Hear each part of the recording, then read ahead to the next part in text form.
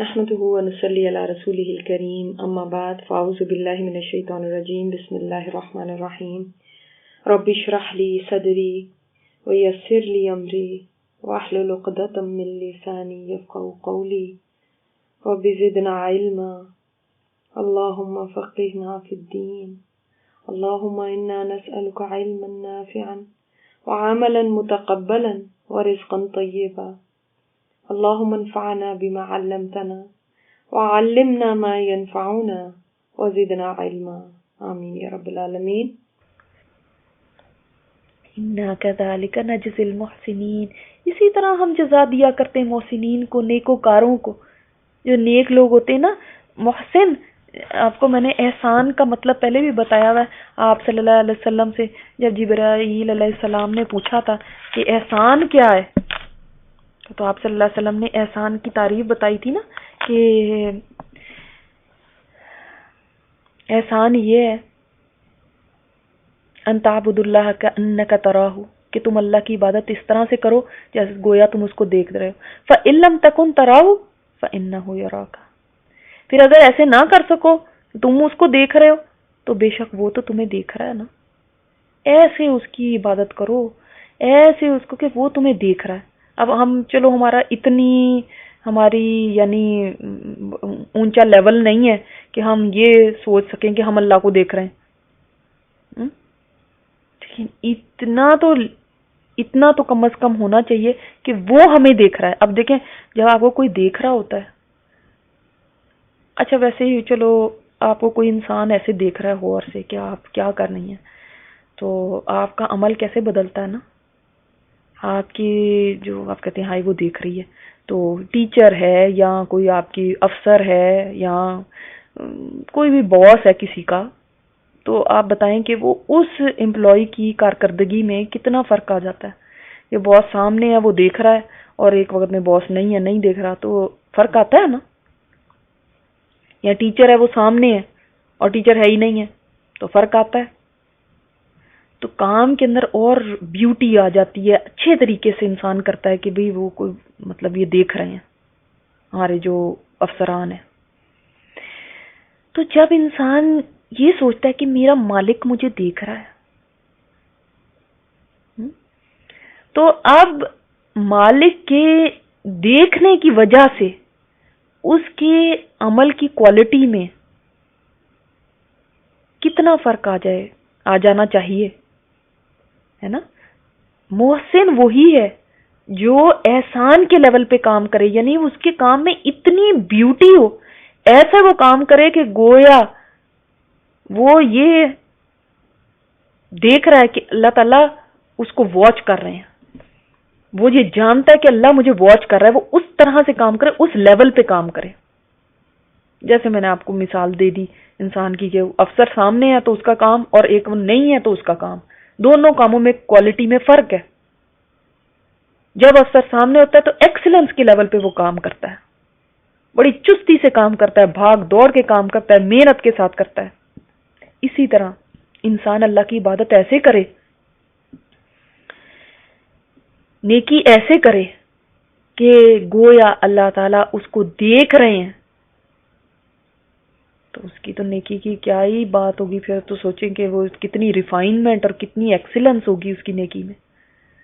تو یہ ہے جزا محسنین کی، جو ایکسیلنس کے لیول پہ کام کرتے تھے، خوبصورت اچھی طریقے سے ہر کام کو بھی، ہر نیکی کو بھی میں بھی گریڈز ہیں نا، ایک سر سے اتارنے والی ہوتی ہے، ایک بس واجبی سی بس ہاں ٹھیک ہے کر ہی لی نا، اور ایک ہے جو بہت دل لگا کے انسان بڑے شوق کے ساتھ کرے اور A+ لیول کی نیکی کرے، یعنی اس نیکی کی کوالٹی بہت بہترین ہو۔ تو وہ ہے جو محسنین ہیں، جو ایسے نیکی کرتے ہیں، ان کے لیے ہے یہ جزا۔ وَيْلٌ يَوْمَئِذٍ لِّلْمُكَذِّبِينَ، دوسری طرف کافروں کے لیے، مکذبین کے لیے ویل ہے۔ نیک لوگوں کے لیے تو وہ تھی مہمان نوازی، ان کے لیے مہمان نوازی ویل کی ہے۔ ان کے لیے بھی ہے کلو وتمتعوا، ان کو بھی کہا گیا ہے، ان کو کہا گیا تھا نا کلو وشربوا ہنیئا، ان کو جنت میں کہا جائے گا. ان کو یہاں پہ کہا گیا کھاؤ اور پیو, فائدے اٹھاؤ, لیکن قلیلاً, تھوڑے سے. انکم مجرمون, تم بے شک مجرم ہو.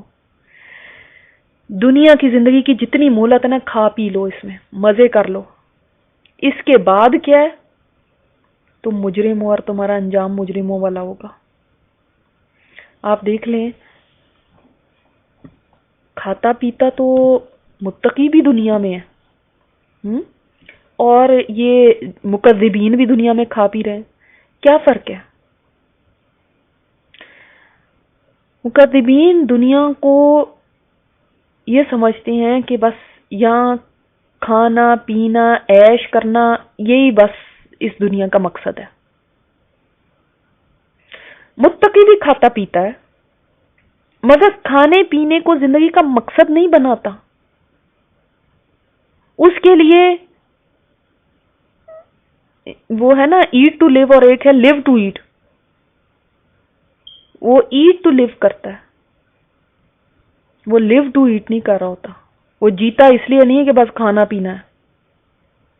اس کے لیے یہ دنیا دارالعمل ہے. وہ یہاں مقصد کو بھول کے نہیں رہتا, جبکہ مکذبین کی زندگی کا مقصد ہی یہ ہے. وہ یہاں اسی لیے ہیں کہ بس کھاؤ پیو عیش کرو, مزے کرو, فن کرو, ایٹ ڈرنک اینڈ بی میری. دنیا کی زندگی میں یہ عیش کرتے ہیں اور من موجیاں کرتے ہیں, مستیاں کرتے ہیں. تو اللہ تعالیٰ نے فرمایا کر لو, تھوڑے دن کا ہے, لیکن یہاں کا جینا ہی تھوڑا سا ہے. سوچے نا, اس دنیا کا تو بہت بھی کسی کو مل جائے نا, بہت بھی, تو وہ بھی قلیل ہے. یہاں کئی کے پاس اتنا کچھ ہوتا ہے کہ ان کو دیکھ کے لوگ حسرتیں کرتے ہیں کہ ہائے ان کے پاس اتنا کچھ ہے. لیکن یقین کریں, جس کے پاس دنیا کی ساری دولت بھی ہے نا, وہ بھی قلیل ہے, بہت تھوڑی ہے. اس لیے کہ یہ زندگی قلیل ہے. یہ کسی کو 100 سال کی بھی زندگی, 100 سال سے زیادہ کیا ملے گی, ریکارڈ ہی قائم کر لے گا اگر 100 سال بھی مل گئی. 100 سال کی بھی زندگی مل جائے, ساری زندگی میں اس کو اتنا مال, دولت, شہرت, عزت, پیسے اور ہر طرح کا عیش آرام مل جائے, جو کہ ناممکن ہے کہ اس کو کبھی کوئی تکلیف ہی نہ پہنچے. یہ مطلب امپاسبل ہے. لیکن اسٹل لیٹ سے کہ کسی کو مل جاتا ہے کہ یہ کانٹا بھی نہیں اس کو کبھی چھوا, ذرا کبھی کوئی غم تکلیف نہیں آئی, پھر بھی یقین کریں یہ قلیل ہے. پتہ ہے کیسے؟ حدیث میں ہے کہ انسان جس کو اتنا زیادہ دنیا میں عیش اور دنیا میں دولتیں اور بہت کچھ ملا کہ اس کو کبھی کوئی کانٹا تک نہیں چھپا, اتنا وہ دنیا کے اندر خوشحال رہا, اس کو جب جہنم کا ایک چکر ہی لگایا جائے گا نا, اور اس کو بلایا جائے گا کیا حال ہے تمہارا, تو وہ کہے گا یا اللہ میں نے کبھی کوئی خوشی دیکھی ہی نہیں, کبھی کوئی آرام میں نے دیکھا ہی نہیں. اتنا قلیل ہے یہ دنیا کا عیش اور آرام. اور جس نے دنیا کے اندر غم دیکھے ہوں گے نا, تو یہاں کے غم بھی قلیل ہیں. یہ اچھی بات ہے. جو لوگ یہاں پہ پریشان ہیں, کسی وجہ سے تکلیف میں ہیں, لیکن اللہ کی فرما برداری میں ہے نا, وہ خوش ہو جائیں کیونکہ یہاں کے غم بھی قلیل ہیں. تو اس نے ساری زندگی جو غموں میں رہا نا, کئی لوگ کہتے ہیں کہ اس فلانے کے پر اتنے غم ٹوٹے ہیں, اس نے کبھی کوئی خوشی دیکھی ہی نہیں ہے. ایسے لوگ کہتے ہیں کئیوں کے بارے میں. تو کوئی ایسا بھی انسان اگر آپ کی نظر میں ہے جس کے اوپر اتنے غموں کے پہاڑ ٹوٹے ہوں کہ اس نے کبھی بھی نہیں کوئی خوشی دیکھی, اگر وہ اللہ کا فرما بردار ہے تو وہ خوش ہو جائے, کیونکہ جنت کا ایک چکر لگا کے ایسے انسان کو اللہ کے سامنے حاضر کیا جائے گا, اور اللہ تعالیٰ پوچھیں گے تمہارا کیا حال ہے, تو وہ کہے گا اللہ میں نے تو کبھی کوئی غم دیکھا ہی نہیں, مجھے تو کبھی کوئی تکلیف آئی نہیں. ایسے یہ غم قلیل ہیں, اتنی جلدی بھول جائیں گے, اور اتنے تھوڑے ہیں یہ وہاں کے مقابلے میں. تو کھاؤ فائدے اٹھاؤ, مگر بہت بھی کر لو گے تو یہ تھوڑا ہے, آخر تو تم مجرم ہو نا. یہ عیش تو بہت تھوڑا ہے، یہ دنیا کے مزے بہت تھوڑے ہیں، یہ دنیا کا رہنا، یہاں کی زندگی بہت تھوڑی ہے۔ متقی اس جگہ پہ مزے کر رہا ہے جو ہمیشہ کی زندگی ہے، اور یہ یہاں مزے کر رہا ہے جہاں جو قلیل ہے۔ کتنے دن رہ لو گے یہاں پہ؟ اب سوچ لیں کہ جنہوں نے اپنی زندگیاں کھانا پینا اور یہاں کا فن بنایا ہوا ہے، سوچ لیں یہ کتنا تھوڑا فائدہ ہے، کتنا تھوڑا ہے، کدھر گم ہے وہ؟ کیا ہمیشہ کا آرام اور سکون اور کھانا پینا اور مزے چاہیے، یا یہاں کا تھوڑا چاہیے؟ نہیں، کھاؤ پیو، ایسا نہیں کہ نہیں کھا پی سکتے، لیکن اسی کو مقصد مت بنا لو، اسی کے پیچھے پاگل ہوئے ہو، اسی کے پیچھے دوڑ رہے ہو، اسی کے پیچھے زندگیاں لگا رہے ہو، اسی کے پیچھے محنتیں کر رہے ہو، اسی کے پیچھے دماغ لگے ہوئے، اسی کے پیچھے جسمانی اپنی پوری انرجی لگی ہوئی ہے۔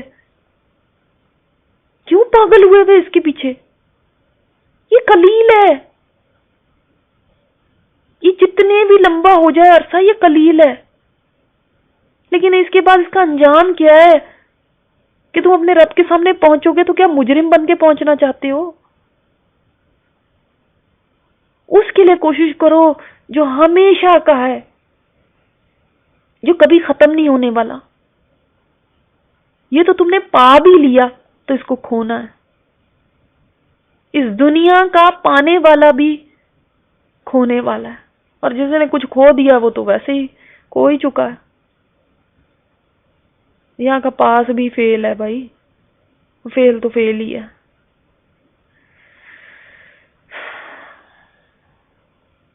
کیوں نہ آپ صلی اللہ علیہ وسلم کو اس صورت نے بوڑھا کر دیا ہوگا؟ سوچیں کتنی اسٹرانگ ہے نا یہ، کیوں نہ بوڑھا کر دیا ہوگا۔ وَيْلٌ يَوْمَئِذٍ لِّلْمُكَذِّبِينَ۔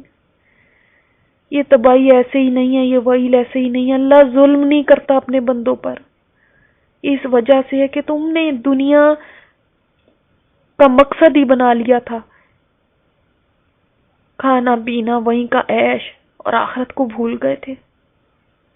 تم وہیں اتنا کھو گئے تھے، اتنا کھو گئے تھے۔ اور واقعی آپ دیکھیں جو یہاں پہ اپنا مقصد حیات یہی بنا لیتے نا کہ بس یہاں پہ فائدہ اٹھاؤ، یہاں پہ مزے کر لو، اٹھو بس اسی کے اندر کھو جاؤ، صبح کو بھی سارا دن اسی کے پیچھے بھاگو، رات بھی ان کی اسی کے لیے گزر رہی ہے، رات کو سوئے تو اس لیے سوئے کہ صبح پھر تازہ دم ہو کے اسی کے پیچھے بھاگے۔ کیا ملے گا ان کو اینڈ میں جا کے؟ تو اگر اب بھی نہیں مانتے تو تباہی ہے، تباہی۔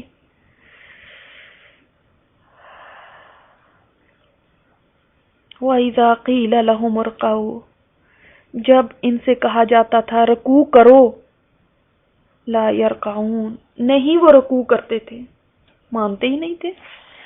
رکوع کا معنی یہاں پہ کیا ہے؟ ایک تو رکوع ہوتا ہے نا نماز، رکوع سے معنی نماز ہوتا ہے، تو اگر ہم یہ سوچیں گے یہ نماز کی طرف اشارہ ہے تو وہ بھی کہہ سکتے ہیں کہ نماز کی طرف اشارہ ہے، کہ نماز پڑھنے کو جب ان کو کہا جاتا تھا کہ نماز پڑھو تو کہتے تھے کہ ہم نہیں پڑھ سکتے۔ اور خاص طور پہ اشارہ اس آیت کے متعلق مقاتل نے کہا ہے کہ بنو ثقیف کے متعلق نازل ہوئی تھی کہ آپ صلی اللہ علیہ وسلم نے ان سے فرمایا اسلام لے آؤ اور نماز پڑھو، تو انہوں نے کہا ہم نہیں جھک سکتے، یعنی رکوع نہیں ہم کریں گے، یہ ہمارے لیے عیب ہے کہ ہم جھکیں۔ آپ صلی اللہ علیہ وسلم نے فرمایا اس دین میں کوئی خیر نہیں جس میں رکوع اور سجود نہ ہو۔ اور آپ نے سورہ قلم میں پڑھا تھا نا کہ جو سجدہ دنیا میں نہیں کرتے ان سے جب وہاں پہ کہا جائے گا کہ سجدہ کرو، جب سب سجدہ کریں گے وہ نہیں سجدہ کر سکیں گے۔ تو ایک تو یہ ہے، ان کے لیے ویل یومئذ للمکذبین ہے، ایسے جھٹلانے والوں کے لیے جو نماز نہیں پڑھتے۔ آپ دیکھ لیں اس پارے میں ایک نماز کا اور ایک کھانا کھلانے کا، بار بار اس پارے میں اسی بات کی تکرار ہے، کتنی دفعہ ہم پڑھ چکے ہیں نا۔ پھر بھی اگر ہماری نمازیں نہیں درست ہوئی نا تو آپ بتائیں کیا پھر ہم نے سیکھا؟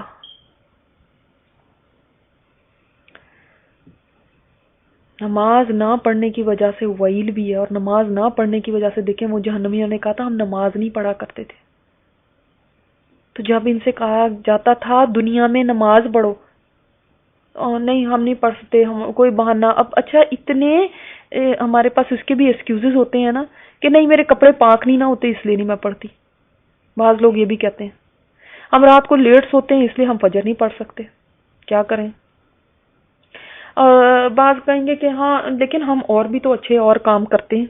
تو پھر اب نماز پڑھنا، اب نماز ہم نے بڑے دیکھے نمازی، وہ بہت کوئی نیک ہوتے ہیں، وہ تو یہ بھی کرتے ہیں، وہ اتنے بے ایمان ہوتے ہیں، ہم نے دیکھا ہے نمازی ہیں فراڈ کرتے ہیں. تو کیا فائدہ؟ اس سے بہتر نہیں ہے کہ ہم لوگوں کی خدمت کر رہے ہیں. ٹھیک ہے ہم نماز نہیں پڑھتے لیکن ہم لوگوں کی کتنی خدمت کرتے ہیں، ہم کتنا سوشل ورک کرتے ہیں. ایسے کہتے ہوئے سنا ہے آپ نے کبھی کسی کو؟ جی ہاں، بہت لوگوں کے پاس یہ ایکسکیوزز ہوتے ہیں جب وہ نماز نہیں پڑھتے. تو نماز کیا کہہ رہی ہے کہ آپ بے ایمانی کرو؟ نماز تو نہیں کہتی. اگر کوئی کر رہا ہے تو وہ اپنے لیے برا کر رہا ہے. آپ نماز پڑھ کے اچھے بھی کام کر لو، یہ نماز تو نہیں کسی طرح بھی معاف ہے. تو ویل ہے ایسے لوگوں کے لیے، تباہی ہے نماز کو چھوڑ دینا. اور ویل کا مطلب یاد رکھیے گا کہ ویل کس کس چیز کو کہتے ہیں. پھر دوسرا رکوع کا معنی کیا ہے؟ رکوع سے مراد ہے جو اس کے ڈکشنری میننگ لی جائے. رکوع کیا ہوتا ہے؟ رکوع میں آپ کیسے ہوتے ہیں؟ جھکے ہوئے، ہے نا. تو رکوع کا لغوی معنی لے کر جھکنا اور اطاعت کرنا اگر لیں آپ، یعنی جب دنیا میں ان کو کہا جاتا تھا اللہ کے حکموں کی اطاعت کرو تو یہ نہیں کرتے تھے، نہیں فالو کرتے تھے، نہیں عمل کرتے تھے. پریکٹیکل لائف میں رکوع نہیں کرتے تھے، یعنی اللہ کے آگے جھک نہیں جاتے تھے، اللہ کے حکموں کے آگے نہیں جھکتے تھے، اس کی آیات کے آگے نہیں جھکتے تھے. ویل یومئذ للمکذبین. اللہ اکبر، اللہ ہمیں معاف فرما دے.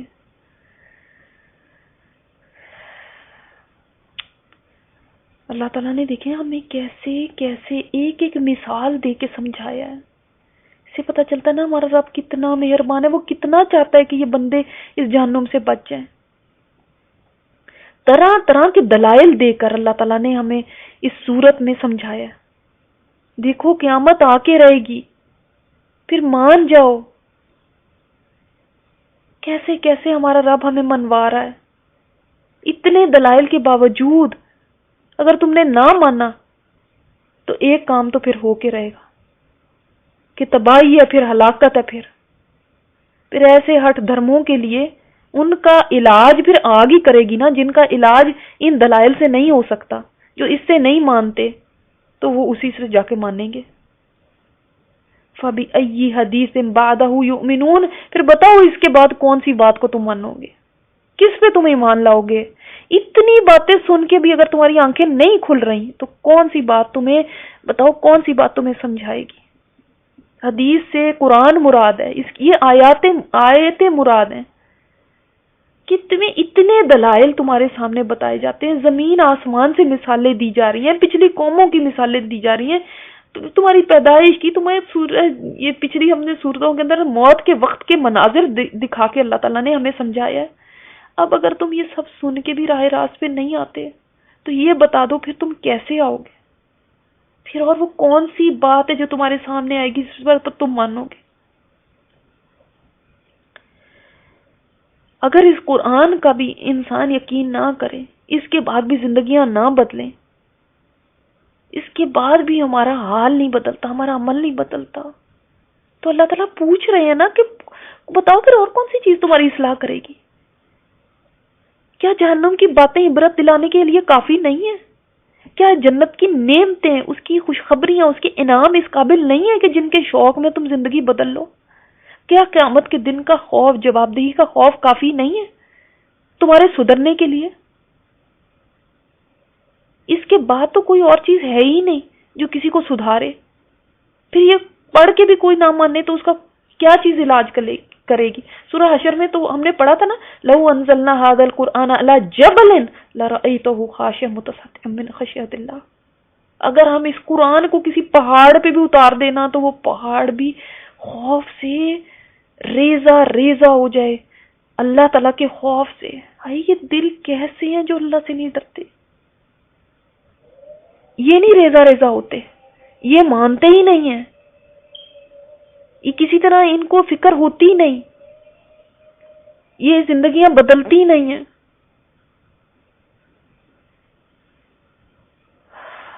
اللہ اکبر. سورہ حدید میں ہم پڑھ چکے ہیں. کیا ایمان والوں کے پر ابھی بھی وقت نہیں آیا کہ وہ اللہ کہ ان کے دل اللہ کے ذکر سے ڈر جائیں؟ یعنی اس قرآن سے ڈر جائیں، ان کے ذکر ابھی بھی نہیں آیا وہ وقت. ہم تو پورا قرآن پڑھ چکے، اب 29ویں پارے پہ آ گئے، ابھی بھی وہ وقت نہیں آیا. ابھی بھی ہم یہیں پہ ہنسی مذاق کھیل تماشے کھاؤ پیو فن مزے اسی کے اندر پڑے ہوئے ہیں، اور ہمیں کوئی فکر نہیں ہے کہ ہم نے آگے جانا ہے.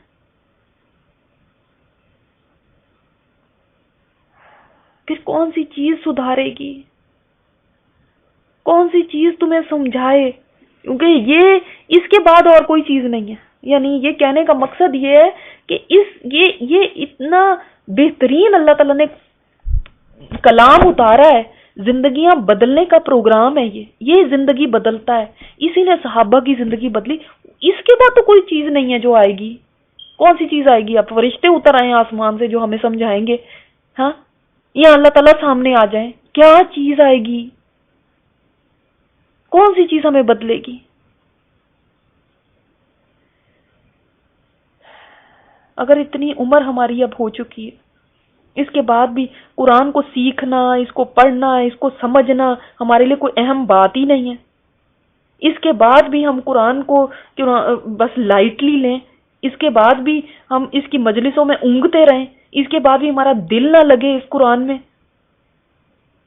پھر کون سی چیز ہمارا دل بدلے گی؟ بتائیں ذرا. کوئی اور فارمولا ہے اس کے بعد؟ کوئی اور چیز ہے؟ اور کیا آئے گا مجھے بتائیں. اللہ تعالیٰ کی طرف سے اور کیا آنا چاہیے؟ اللہ تعالیٰ پوچھ رہے ہیں فبی ای حدیث بعدہ یؤمنون، اس کا جواب دیں. کون سی بات ہے اس کے بعد جس پہ تم ایمان لاؤ گے؟ کیسے مانو گے تم؟ بتاؤ. یہ تم اتنی باتیں سن کے بھی نہیں مان رہے، کون سی چیز تمہیں راہ راست پہ لے کر آئے؟